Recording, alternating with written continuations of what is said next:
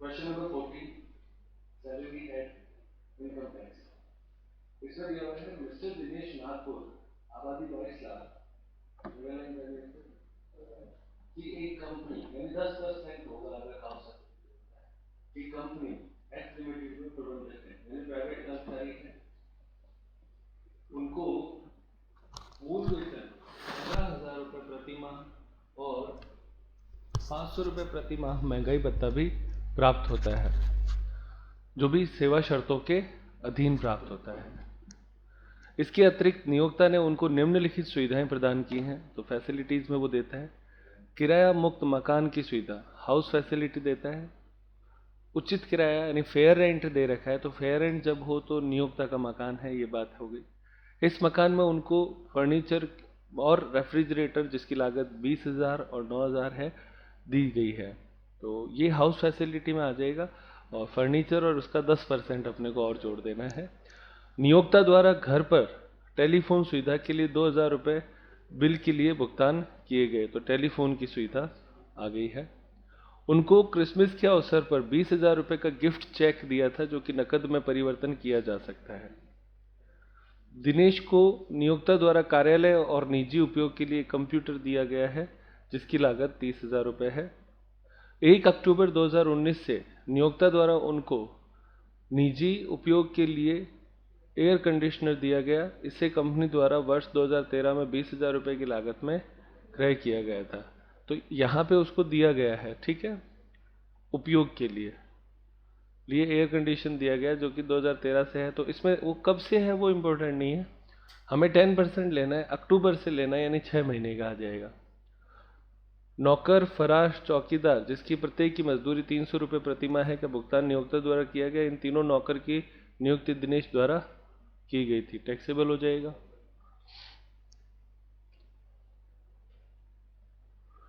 नियोक्ता द्वारा 20,000 रुपये के चिकित्सा बिलों का पुनर्भुगतान किया गया, जिसमें से 12,000 रुपये के चिकित्सा बिल सरकारी अस्पताल, ये टैक्स फ्री हो जाएगा। शेष 8,000 के बिल निजी अस्पताल से संबंधित हैं। उसके बाद में 1 अप्रैल 2019 को उनकी सेवा शर्तों में परिवर्तन किया गया, 1 अक्टूबर 2019 को, तो अक्टूबर मतलब छठा महीना हो गया है ना। इसके अनुसार उनका मूल वेतन 12,000 रुपये यानी बेसिक सैलरी बढ़ा दी गई, प्रति माह तक घटा दी गई, घटा दी गई। पहले कितनी थी 15,000, अब कितनी कर दी है 12, तो घटा दी गई है। और इसके परिणाम स्वरूप 8,000 रुपये की क्षतिपूर्ति भी दी गई। वे और उनके नियोक्ता ने अप्रमाणित भविष्य निधि में वेतन और महंगाई भत्ते का 12.5% अंशदान किया। तो ये भी हमने अंडरलाइन कर रखा है, किस चीज़ का है, बेसिक सैलरी और डीए का 12.5% अंशदान किया। और इस भविष्य निधि खाते में गत वर्ष के दौरान 10% वार्षिक दर से ब्याज भी मिला। तो यहाँ पे शब्द है अशब्द, अप्रमाणित भविष्य निधि, ठीक है ना। तो अनरिकॉग्नाइज्ड प्रोविडेंट फंड में कंट्रीब्यूशन और ब्याज दोनों ही कर मुक्त होता है। आगे दिसंबर 2019 में उनको 3 माह का मूल वेतन बेसिक सैलरी के उपार्जित अवकाश त्यागने के बदले प्राप्त हुए थे, तो ये आपके हो गया अर्न लीव सैलरी, ये भी टैक्सेबल आ जाएगी। और ये मानना है आपको कर योग्य आय याद करनी है, टैक्सेबल इनकम, तो एसडी घटाना पड़ेगा। और सार्वजनिक हित है, इसका मतलब ये स्पेसिफाइड एम्प्लॉय है। ये हमने कल क्वेश्चन रीड कर लिया था, तो आज अपने इसको सॉल्व करते हैं। क्वेश्चन नंबर 14, सॉल्यूशन के लिए टेबल बनानी है।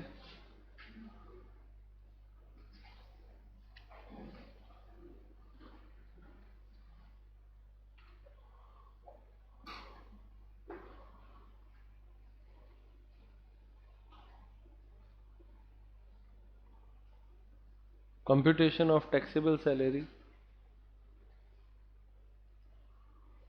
ऑफ टैक्सेबल सैलरी, ठीक है। नंबर 1 बेसिक सैलरी, तो बेसिक सैलरी इसकी 1 अक्टूबर से पहले 15,000 थी, तो अप्रैल मई जून जुलाई अगस्त सितंबर 6 महीने तो 15,000 है, और बाद के 6 महीने इसकी कितनी हो गई 12,000। तो यहाँ पे आप लिखेंगे 15,000 मल्टीप्लाई बाई 6 प्लस आगे के जो 6 महीने हैं उसमें 12,000 रुपये उसकी हो गई इंटू 6, यानी सैलरी कम हो गई थी तो हमने कम कर दिया। तो इसकी बेसिक सैलरी कितनी बनी? 1,62,000, 1,62,000। नंबर 2, बेसिक सैलरी के बाद में डीए। तो डियरनेस अलाउंस कितना दे रखा है? 500 रुपये पर मंथ है, तो 500 इंटू 12, 6,000।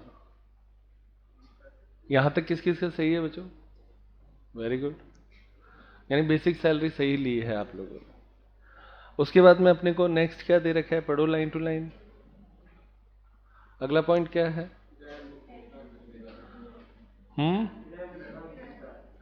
किराया मुफ्त मकान की सुविधा। तो हाउस फैसिलिटी सबसे लास्ट में करना होता है। आगे बढ़ो।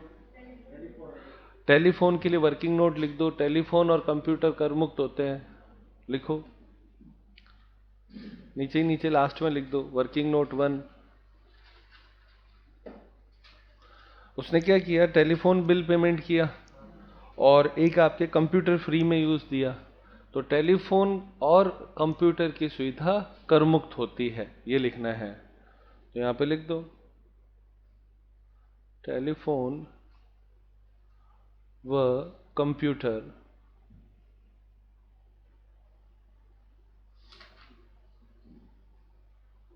की सुविधा कर मुक्त होती है।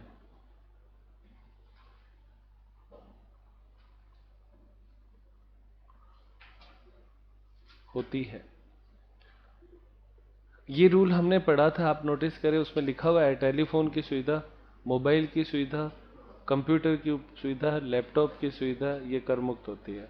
ये टैक्स फ्री हो गई। नेक्स्ट, अगला पार्ट इसमें देता है और क्या है बताओ? हाँ, गिफ्ट चेक दिया। तो गिफ्ट चेक अगर कैश में कन्वर्टेबल हो तो सारा टैक्सेबल होता है। तो लिखें गिफ्ट चेक या गिफ्ट फैसिलिटी लिख दो, ठीक है। तो इसमें आपके लिख दो टैक्सेबल टोटल अमाउंट।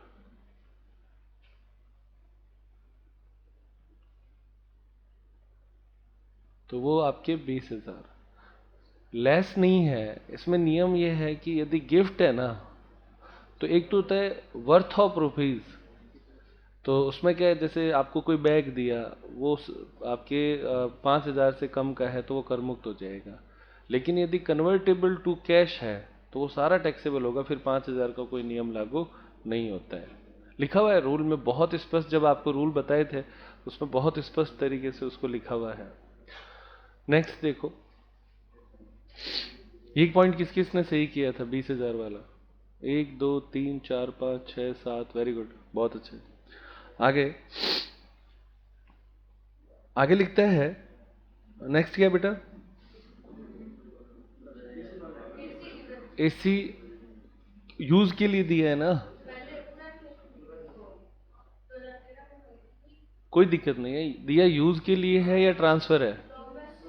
यूज है ना, तो लिखें यूज ऑफ एसी। तो यूज होता है तो वो कितने का है? आप देखो 20,000 में परचेज किया था, उसका 10% लेना है और 6 महीने के लिए लेना है। ये इतना सही नियम है और कोई नियम ही नहीं है इसमें। ये पॉइंट किस किस ने सही किया था? 1 2 3 4, वेरी गुड। और सीधा 2,000 किसने लिख दिया था? 1 2 3। तो इसमें मैंने आपसे कहा था कि जब भी हम इस तरह की कोई चीज देखें तो डेट बहुत इंपॉर्टेंट होती है। डेट तो प्रश्न में कहीं पे भी कोई डेट आ रही है ना, it means there is a meaning of that, उसका कोई मतलब है। तो आप लोग उसको ध्यान रखेंगे, लापरवाही नहीं करेंगे उसके मामले में। वो तब होता है, दो तरह के रूल है, देयर इज अ 2 रूल्स। एक है ट्रांसफर ऑफ मूवेबल एसेट्स और एक है यूज ऑफ मूवेबल एसेट्स। तो इसमें एसी का यूज है, तो यूज होता है तो सीधा नियम है 10%। अगर ट्रांसफर होता है तो डेप्रिसिएशन घटाते हैं, और डेप्रिसिएशन घटाने के बाद जो वैल्यू आती है वो टैक्सेबल मानते हैं।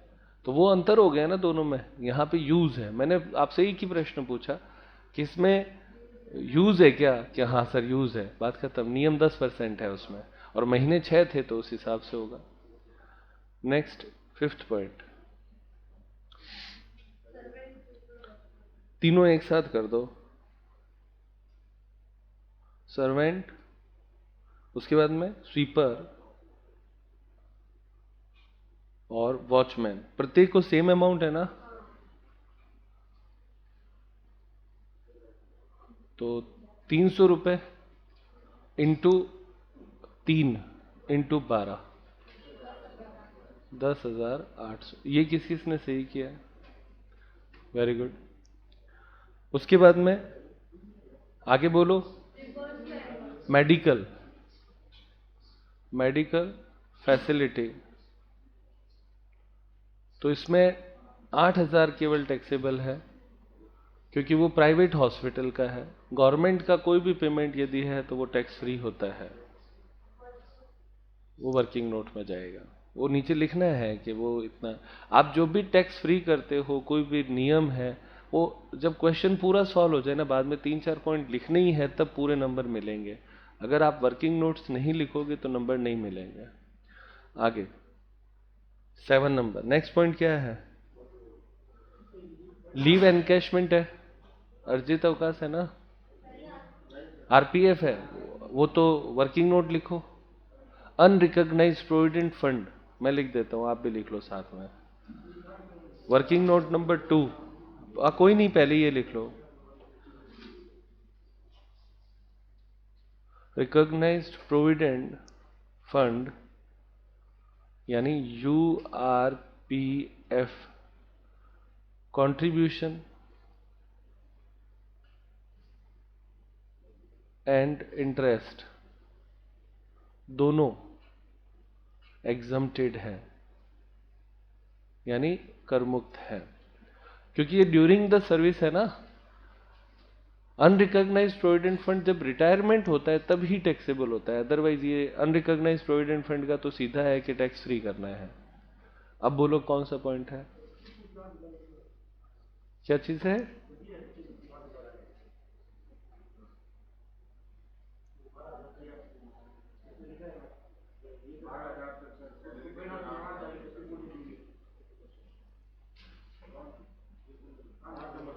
एक मिनट, जुलाई में छुट्टियों में घूमने के लिए गया था, ये तो अलग क्वेश्चन आ गया। हाँ, पॉइंट नंबर, हाँ ये टैक्सेबल होगी। कंपनसेशन ड्यूरिंग द सर्विस, जो कंपनसेशन मिलता है वो टैक्सेबल होता है, तो लिखो यहां पे पॉइंट नंबर 7, कंपनसेशन रिसीव्ड।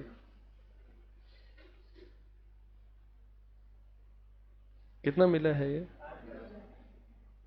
एक minute,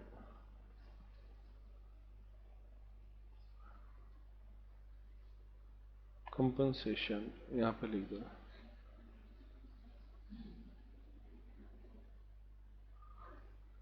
due to change in terms of service.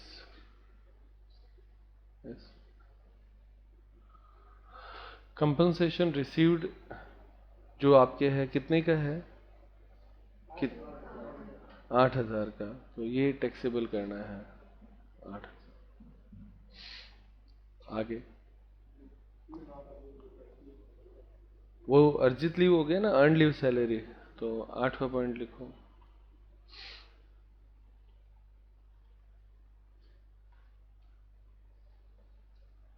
Earn leave salary कितने महीने का लिया था उसने? तो 1 महीने की सैलरी उस समय थी कितनी? तो दिसंबर में उसकी 12,000 रुपए थी, अक्टूबर के बाद। तो 12,000 रुपए पर मंथ सैलरी है, 3 महीने का उसको मिलेगा, तो कितना हो जाएगा? 36,000। उसके बाद में और कोई? अब हाउस फैसिलिटी रहा है, तो 9 नंबर पॉइंट आप लिख दो, हाउस फैसिलिटी।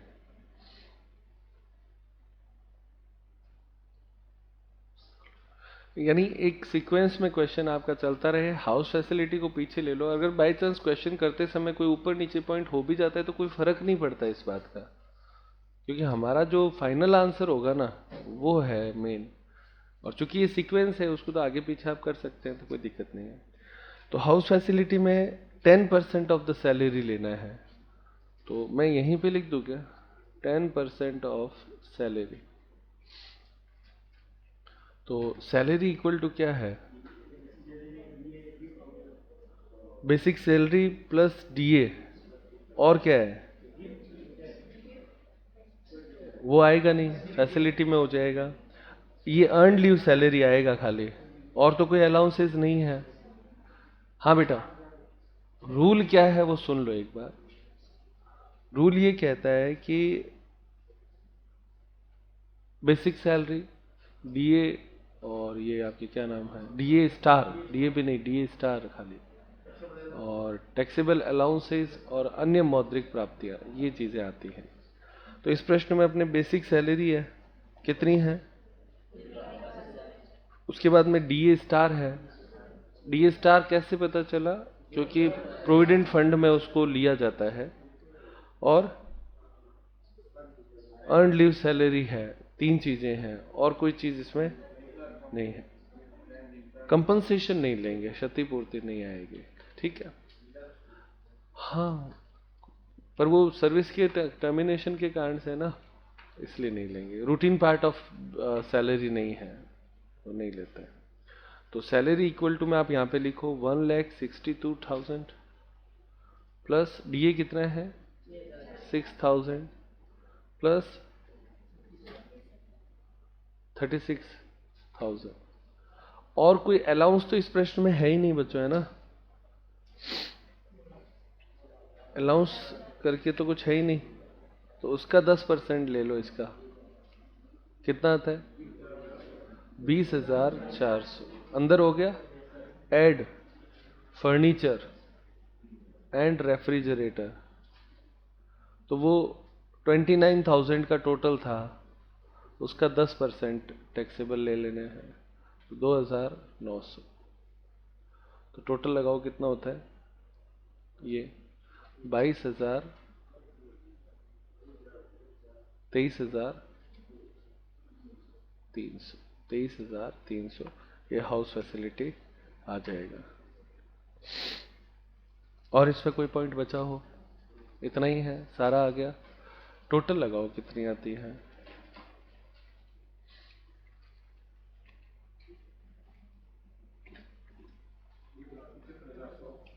2,75,100। तो कोई दिक्कत नहीं है, 2,75,000 और 100, ये ग्रॉस हो गया, ठीक है। इसमें से लेस करो ST, standard deduction, at the rate, under section, not at the rate, under section 16IA 50,000। ये छूट सबको दी जाती है ना, हर इंडिविजुअल को ये छूट मिलेगी सैलरी हेड में।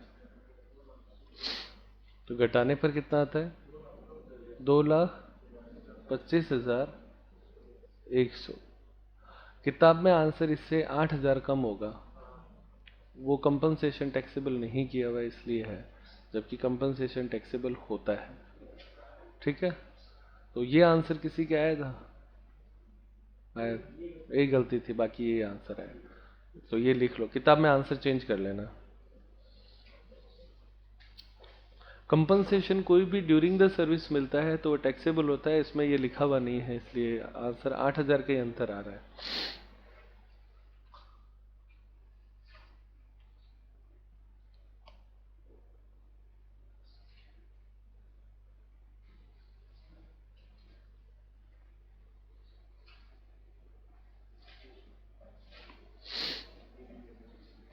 हाँ, अच्छा, एक चीज इसमें आप ये है, रुको, ये टैक्सेबल, इसमें दो कंडीशन है। अगर हम इसको कंपनसेशन अगर सर्विस चेंज के कारण से है, पूर्व नियम में, एक मिनट इसको देख लेंगे अभी। तो मेन रूप से यहाँ पे ये 8,000 का ही चेंज आ रहा है। अगर ये 8,000 नहीं लेते हैं तो अपना आंसर आता है। एक मिनट, इसका रूल चेंज यदि कोई है तो मैं अभी देख लेता हूँ इसका, ठीक है।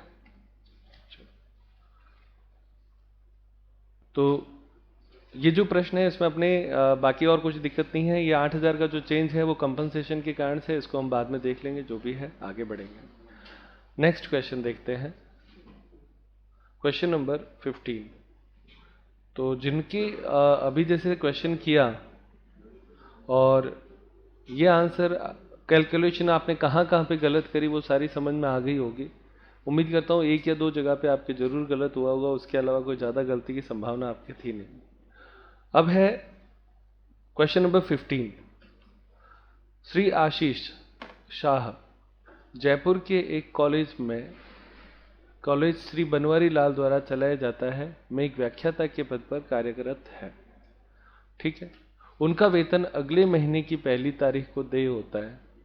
इसका मतलब 1 मार्च से फरवरी तक लेना है। गत वर्ष के लिए उन्होंने निम्नलिखित आय का विवरण प्रस्तुत किया। पहला, 1 जनवरी 2017 से उनको वेतनमान 16,500-1500-31,500 रुपये पर नियुक्त किया गया। वेतन का 70% महंगाई भत्ता, जो कि सेवा निवृत्ति लाभों के लिए वेतन का भाग माना जाता है। तो वेतन का क्या कहता है, 70% महंगाई भत्ता है, और जो क्या कहता है सेवानिवृत्ति लाभों के लिए वेतन का भाग माना जाता है। इसका मतलब डीए जो है वो स्टार हो गया। वेतन का 8% शहरी क्षतिपूर्ति भत्ता यानी सिटी कंपनसेटरी अलाउंस मिलता है भत्ता, और 500 रुपये प्रतिमाह शोध भत्ता रिसर्च अलाउंस उसको मिलता है।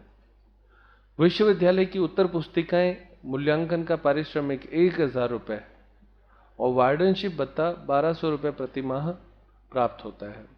तो विश्वविद्यालय जो पैसा देता है यहाँ पे लिखा हुआ है। अब ये है तो कॉलेज में, तो यूनिवर्सिटी यदि कोई पैसा देती है तो वो अदर सोर्सेज में टैक्सेबल होता है। तो ये जो 1,000 है ना, वो OS लिख दो, अदर सोर्सेज। आगे सेकंड पॉइंट, उन्हें कॉलेज द्वारा सुसज्जित मकान की सुविधा दी गई, यानी उसको एक मकान दिया गया है जिसका नियोक्ता स्वामी है और उसका उचित किराया 6,000 रुपये प्रति माह है। उन्हें 20,000 रुपये की लागत का फर्नीचर भी 4 महीने के लिए नियोक्ता द्वारा गत वर्ष में दिया गया था, ठीक है। कोई दिक्कत क्या? आवाज नहीं करेगा? तो ये 4 महीने के लिए उसको क्या दिया गया है, फर्नीचर भी दिया गया है और नियोक्ता ने मकान दिया है। मकान ये रहता कहाँ है?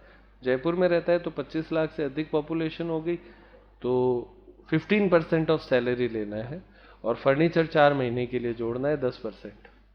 आगे, उनको ड्राइवरों सहित 2 मोटर कार, अंडरलाइन कर लें, 1.6 लीटर क्यूबिक क्षमता सीसी और 1.8 लीटर क्यूबिक क्षमता सीसी की सुविधा दी गई। यानी 2 कारें दी थी, एक 1.6 लीटर हो गई और एक 1.8 लीटर हो गई। श्री आशीष इनका उपयोग निजी कार्यों के लिए भी करते हैं, यानी ऑफिस में भी काम आती है और पर्सनल यूज में भी आती है और ड्राइवर भी हैं उनमें, परंतु समस्त व्यय नियोक्ता द्वारा वहन किया जाता है और सारे खर्चे कौन पे कर रहा है? नियोक्ता करता है।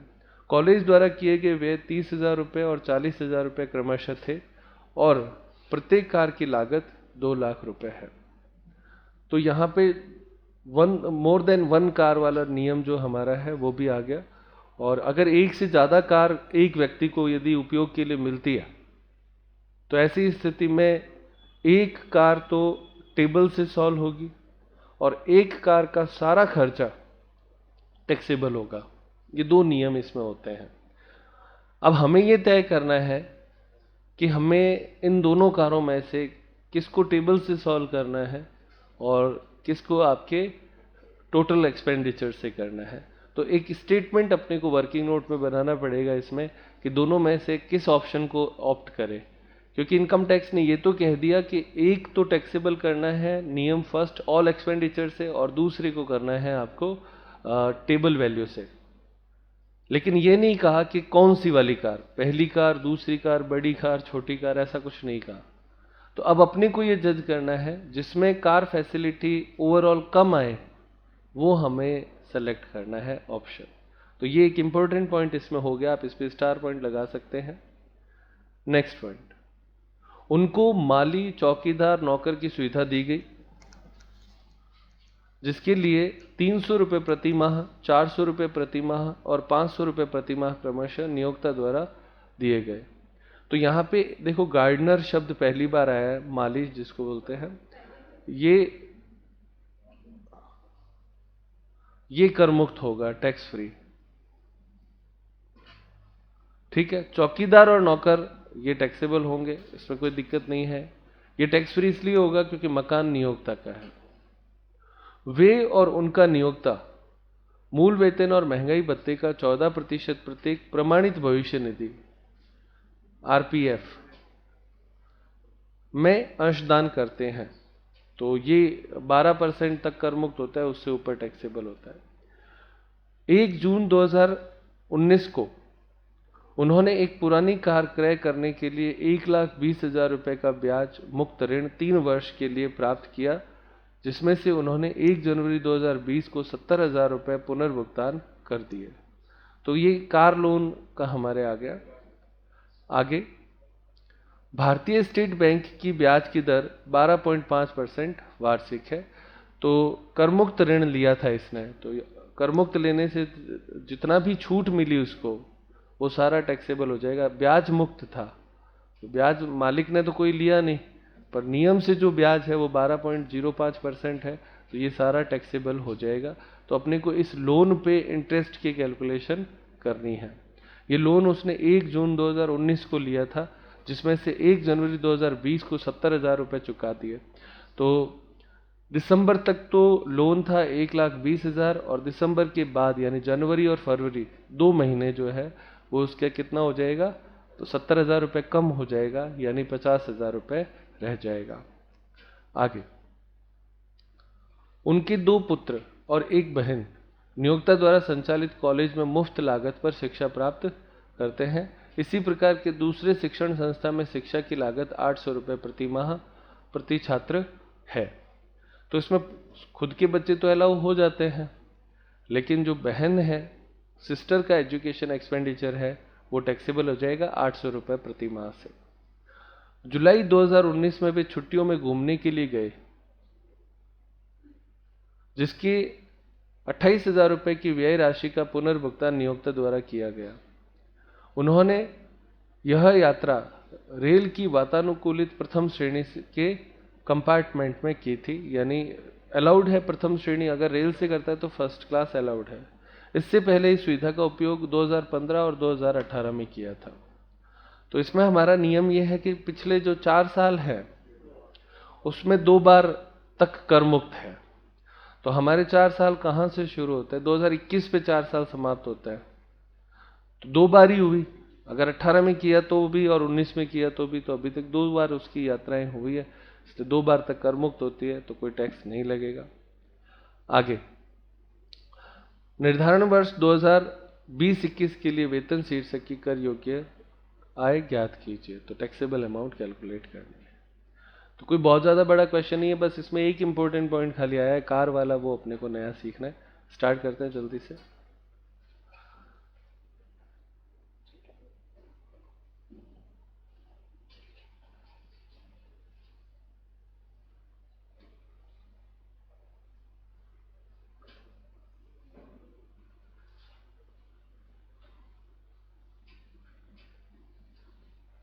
क्वेश्चन नंबर 15,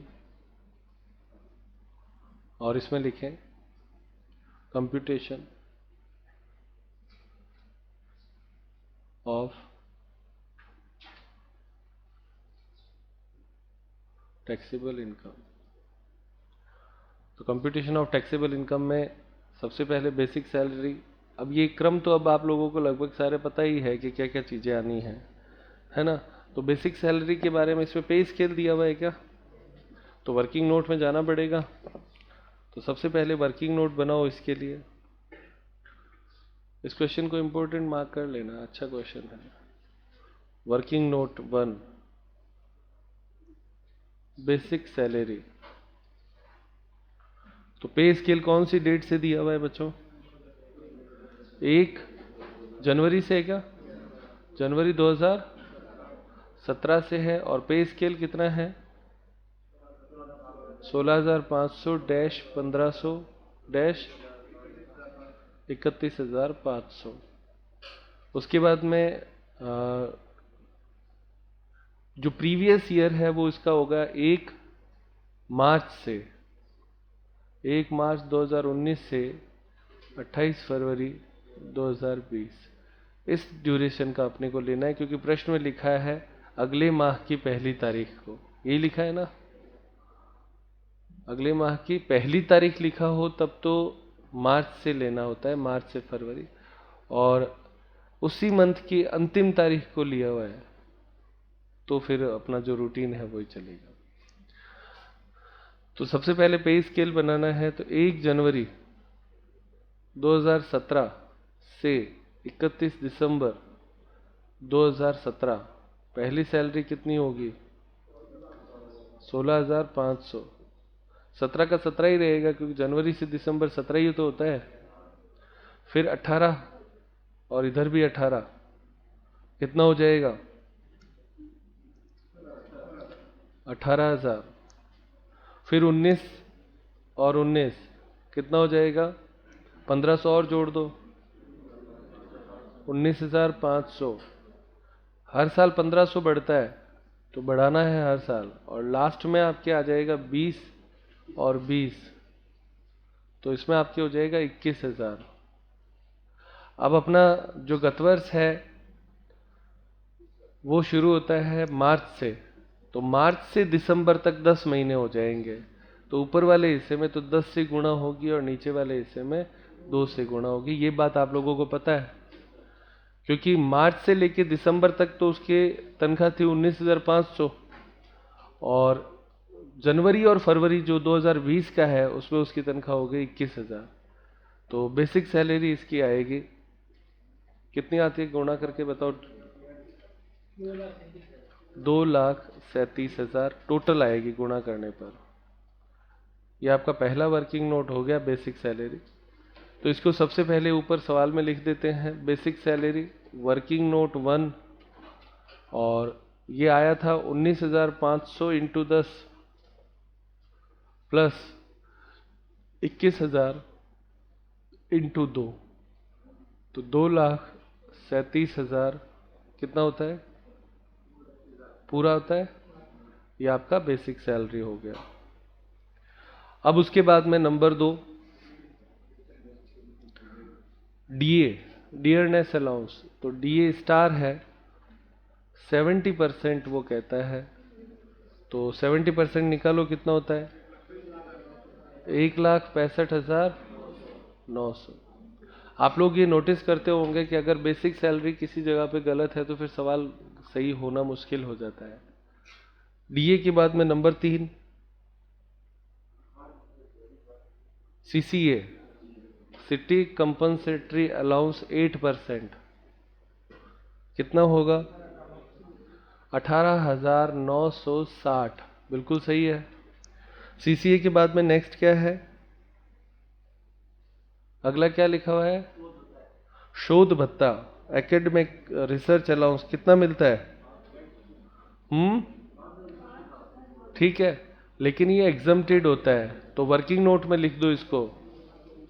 मैं यहां पे ही लिख देता हूं, आप भी यहीं लिख दो चौथा पॉइंट। एकेडमिक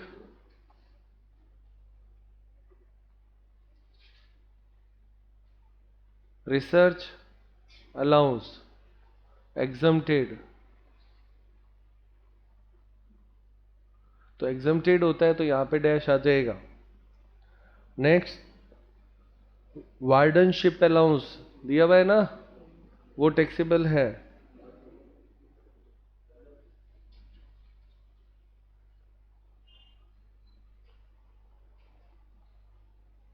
तो वो कितना है?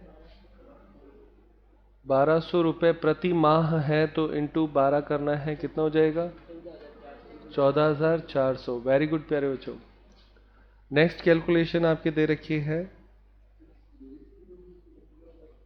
विश्वविद्यालय की कॉपी चेक वर्किंग नोट में लिख दो। यूनिवर्सिटी की उत्तर पुस्तिका जांचने से मिलने वाला पैसा अदर सोर्सेज में कर योग्य होता है, यानी यहां पे कर मुक्त हो जाएगा। मैं भी लिख देता हूं वर्किंग नोट, आप भी लिख दो। वर्किंग नोट 2, विश्वविद्यालय की उत्तर पुस्तिका जांचने का खर्च अदर सोर्सेज हेड, ये पांचवा हेड होता है अपना, में कर योग्य होगा। बस, क्योंकि लिखने की जरूरत नहीं है, लेकिन है कारण क्या, क्योंकि जो पेमेंट हो रहा है वो नियोक्ता नहीं कर रहा है, एम्प्लॉयर नहीं कर रहा है। तो एम्प्लॉयर करता है तो हम टैक्सेबल करते हैं यहाँ पे। यूनिवर्सिटी एम्प्लॉयर नहीं है, एम्प्लॉयर कौन है उसका, कॉलेज है, तो इस कारण से वो कर मुक्त हो रहा है। ठीक है बच्चों। अगला छठा पॉइंट, आगे इसका अगला पॉइंट बोलो। कार फैसिलिटी, छोड़ दो एक बार कार को, आगे बढ़ो। अलग अलग तनख्वाह है क्या, तो अलग अलग लिखना पड़ेगा। माली टैक्स फ्री लिख दो, उसके लिए भी वर्किंग नोट लिखो। गार्डनर एग्जम्प्टेड लिखना है गार्डनर को।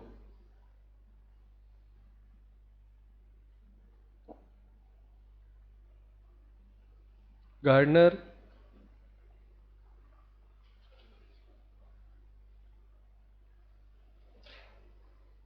एग्जम्प्टेड, उसका कारण क्योंकि मकान नियोक्ता का खुद का है, जब मकान एम्प्लॉयर का होता है तो ये गार्डनर तो कर मुक्त हो जाता है। गार्डनर के बाद में आपको वॉचमैन मिला है 400 रुपये में, वॉचमैन टैक्सेबल होता है 400 इंटू 12, 4800। उसके बाद में आपको सर्वेंट मिला है, तो सर्वेंट की भी टैक्सेबल होना है, कितना रुपए है, 500 इंटू 12, 6000। पिछले क्वेश्चंस में क्या था कि ये सेम अमाउंट होता था तो तीनों एक साथ ही कर देते थे, ज्यादा एक्स्ट्रा टाइम नहीं खर्च करते। नेक्स्ट,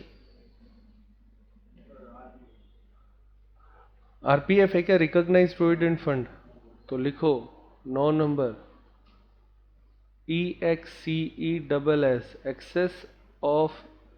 एक्सेस कंट्रीब्यूशन ऑफ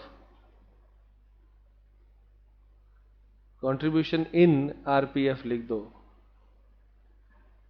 तो वैसे पूरी लाइन होती है, एम्प्लॉयर का होता है ना, तो इसलिए लिखते हैं excess contribution of employer in RPF होता है, अपने शॉर्ट में यहाँ पे चला दिया। तो वो कितना परसेंट ज्यादा है, 14% था ना, तो 14% में से 12% एग्जम्प्टेड होता है, तो 12% से जो ऊपर है वो कितना हुआ, तो 2% of basic salary plus DA, ये टैक्सेबल करना है। तो बेसिक सैलरी और डीए, ये देखो ये दोनों ये रहे, इनकी टोटल लगा लो कितनी होती है, इसकी टोटल बताएंगे, 4,02,900। तो इसका 2% ले लो, 58, ये टैक्सेबल आ गया। आसान है बेटा। इसमें क्या कमीशन ऑन सेल्स था नहीं, वरना फिर चेंज हो जाती है बात, सीधा सीधा है इसलिए अपने डायरेक्ट कर दिया। 10वां पॉइंट। नेक्स्ट, अगला क्या है,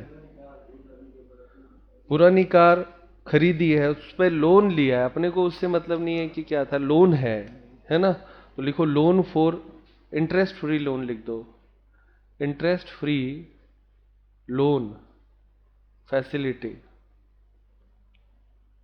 तो उसमें आपके इंटरेस्ट फ्री लोन की वर्किंग नोट में लेंगे इसको, चलो तो वर्किंग नोट ले लो, इसी में लिख देता हूं, नीचे जगह है। इसके 1,20,000 का लोन कब लिया था, जून को लिया था। जून से लेके दिसंबर तक कितने महीने होते हैं, 7 महीने होते हैं ना, तो लोन यहाँ पे हो गया 1,20,000 रुपए का, इंटू कितना परसेंट से,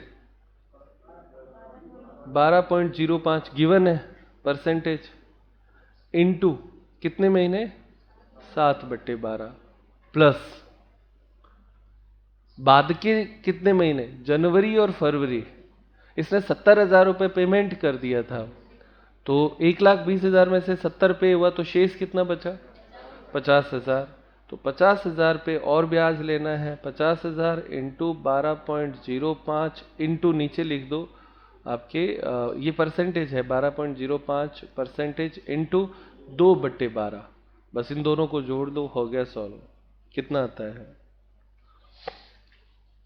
कैलकुलेटर पे ले। अच्छा, इससे क्या हुआ कि अपने वर्किंग नोट नहीं बनाना पड़ा, इसी एक लाइन में हमने सॉल्व कर दिया, क्योंकि एग्जाम में टाइम वेस्ट भी रोकना है ना, तो तुरंत ही सॉल्व कर दो। 9,439 ये आपके सीधा ही आ गया। यानी जो चीज़ हमें वर्किंग नोट में बनानी थी वो हमने वर्किंग नोट में नहीं बना के सीधी यहाँ पे कर दी। और एक और चीज़ आप समझें, आप लोगों को जब पहले ये चीज़ सिखाई गई थी तो मैंने एक एक महीना लिखा था। अब चूंकि आप लोगों को समझ में आता है कि एक एक महीने की ज़रूरत ही नहीं है, 7 महीने एक हो गए और 2 महीने एक हो गए, तो सीधा कैलकुलेट हो जाएगा। कोई दिक्कत इस पॉइंट में? किस किस को समझ में आया, हाथों पे करें। Very good. Any question? चलो तो आगे बढ़ते हैं। नेक्स्ट है 11 नंबर। क्या दिया हुआ है इसमें? अपने बच्चा कौन कौन सा है? एजुकेशन फैसिलिटी सिस्टर वाली है ना अभी, तो लिखो एजुकेशन फैसिलिटी टू सिस्टर, तो वो आपके 800 रुपये पर मंथ से टैक्सेबल हो जाएगी। 800 इंटू 12 कितना होता है, 9,600। स्वयं के बच्चों का जो होता है ना वो कर मुक्त होता है। एजुकेशन फैसिलिटी जो एम्प्लॉयर देता है तो खुद के बच्चों के लिए कर मुक्त है, सिस्टर नहीं आएगी बच्चों में, है ना। नेक्स्ट, आगे क्या लिखा है इसमें, और कौन सा बचा है आपने? छुट्टियों वाला, वो तो वर्किंग नोट में लिख दो, वर्किंग नोट में लिखना है उसका। वर्किंग नोट थर्ड, तो उसमें आपके क्या लिखना है कि ये जो सिस्टर है ना, सिस्टर क्या ये हाँ छुट्टियों में घूमने जाना है ना, तो वो हमारे ईयर लिखे हुए थे ना, कौन से ईयर है रूल्स में, देखो एक बार। नहीं, रूल्स में एक स्लॉट लिखा हुआ है, कौन सा है वो स्लॉट, कितने, कहां से कहां तक है, जल्दी देखें एक बार। तो वो स्लॉट 1 जनवरी, अरे उससे लास्ट वाला बोलो जिसमें 2017 से 31 दिसंबर 2021, इसके बीच में अधिकतम 2 बार तक कर मुक्त होता है। ये नियम इतना सा है, बाकी पुराने रूल्स तो अपने को देखनी है। तो 17 से 21 में इसने कितनी बार यात्रा करी? एक बार 18 में करी, एक बार 19 में करी, तो 2 बार ही तो करी है ना, तो 2 बार तक टैक्स फ्री होता है। तो लिखो इस अवधि में 2018 व 2019 में दो यात्रा ही की है, अतः कर मुक्त है। अगर कोई तीसरी बार कर लेता है ना तो टैक्सेबल आता है, एक बात। दूसरा कि हमारे जो यात्रा है उसमें ये हमने कहा था कि रेल फर्स्ट क्लास तक अलाउड होता है, तो इसने रेल फर्स्ट क्लास में ही किया है, इसलिए कोई दिक्कत नहीं आएगी। आगे बढ़ते हैं, अगला पॉइंट क्या है? अब मेरे हिसाब से खाली एक लास्ट पॉइंट कार वाला बचा है, बाकी सारी चीजें आ गई ना। तो पहले कार करें या पहले कौन सा करें? हाउस कर ले पहले। तो वर्किंग नोट 4, हाउस फैसिलिटी,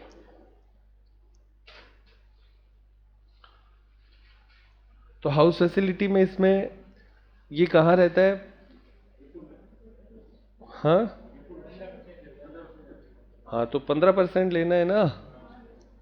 चलो, तो 15% सैलरी यहाँ पे लिख दो, 15% ऑफ सैलरी, और सैलरी इक्वल टू अपने को लेना है, बेसिक सैलरी कितनी है? 2,37,000 है। डीए कितना आया था? 1,65,900। ये दो तो आएंगे ही।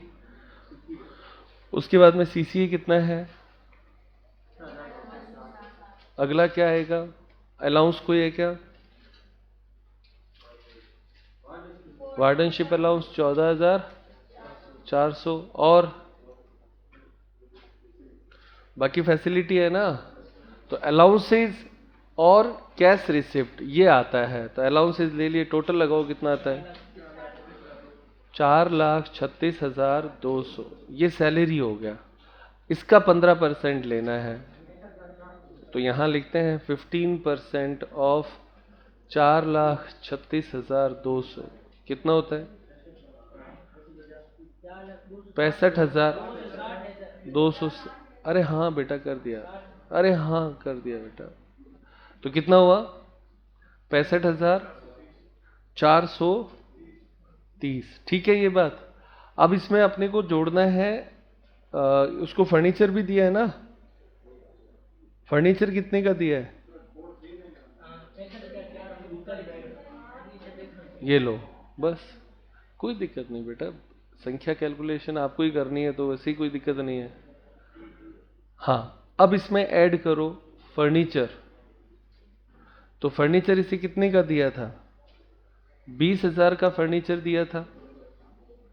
10% होता है, और कितने महीने के लिए दिया था? 4 महीने के लिए। तो 4/12 जोड़ो कितना आएगा? 20 का 10%, 2,000 का 1/4, 6,6,7 कर दो, टोटल करो। 6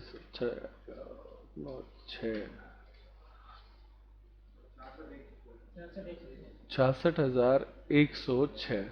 ये हाउस फैसिलिटी आ गया मेरे हिसाब से। अब हाउस फैसिलिटी आपको काफ़ी हद तक आने लगी है, हर प्रश्न में होती है।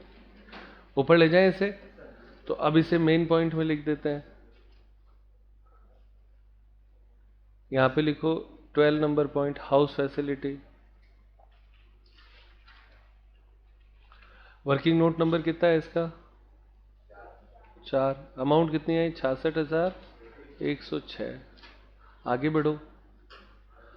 अब last 13 number, car facility. Working note 5। तो वर्किंग नोट देखते हैं इसमें 5 नंबर पे। Working note number 5। मैंने आपसे कहा कि हमें इसमें 2 विकल्प बनाने पड़ेंगे, फर्स्ट अल्टरनेटिव और सेकंड अल्टरनेटिव। ठीक है। इसके पास कितनी कार है? 2। एक तो है 1.6 लीटर की, है ना, और एक है इसके पास 1.8 लीटर की। क्लियर? इसमें 2 ऑप्शन क्या बनेंगे? फर्स्ट ऑप्शन ये बनेगा कि टोटल एक्सपेंडिचर ले लो इसका, और इसको रूल से ले लो। रूल मतलब टेबल से, जो टेबल रूल दे रखी है उस पर। एक ऑप्शन ये बनेगा, इसको तो आप ले लो रूल से, टेबल, और इसमें आपके टोटल एक्सपेंडिचर ले लो। आ रही बस समझ में? ये 2 अल्टरनेटिव बनाने हैं। ठीक, जिसमें फैसिलिटी की वैल्यू कम आए वो हमें लेना है, यानी एम्प्लॉय को जिसमें फ़ायदा मिलता हो वो ले लो। क्योंकि यहाँ पे जब इनकम टैक्स कहीं पे ये कहता है कि यहाँ पे आप फ्री हो, तो अपने को उसको फ़ायदा देना होता है। जैसे कल भी हमने किया था, जब हाउस फैसिलिटी वो कैलकुलेट कर रहे थे, तो 3 महीने 90 दिन में हमने कौन सा मकान लिया? जो कम वैल्यू वाला है। ये कंसेप्ट समझ में आ गया क्या? 2 अल्टरनेटिव क्यों बना रहे हैं? क्योंकि हमें ये तय करना है कि इसमें फ़ायदा किस में है, वो अल्टरनेटिव एक्सेप्ट करें। तो टोटल एक्सपेंडिचर इसका निकालते हैं और इसका भी निकालते हैं, क्लियर। और रूल से इसका भी निकालते हैं और इसका भी निकालते हैं। तो टोटल एक्सपेंडिचर में देखो एक बार इसमें क्या क्या खर्च किया है। हाँ देखो 1.6 लीटर की जो कार है ना, उसमें 30,000 रुपये टोटल खर्चा हुआ, प्लस डैप लेना होता है। तो कार 2 लाख की थी, 2 लाख का 10% कितना होता है? 20,000। तो टोटल खर्चा पहले अल्टरनेटिव में 50,000 आता है। ओके। और दूसरा जो नियम है वो तो सीधा सा है कि ये कौन सी है? 1.8 लीटर, तो 3300 रुपये होता है। तो 3300 इंटू 12 ये अमाउंट कितनी आती है? 39,600। अब हमारे पास दो अमाउंट आ गई बच्चों, देखो एक ये और एक ये। पहला अल्टरनेटिव आ गया, टोटल लगा लो।